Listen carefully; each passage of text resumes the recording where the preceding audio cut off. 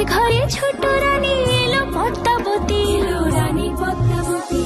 রাজার আরো 6টি রানীর ছিল না সন্তান, পদ্মাবতীর কোলালোতে মিলল সমাধান।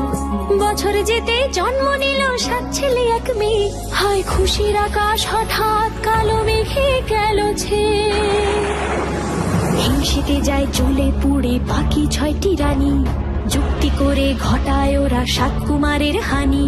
সুযোগ মতো 7 ছেলেকে মাটিতে দেয় পুঁতে, বাঁচে একা পারুল, ওরা পায় না তাকে ছুতে। ধাইমা বাঁচায় সেই মেয়েকে বড় করে তোলে, 7 ভাইকে পায় যে পারুল 7টি চাপা ফুলে।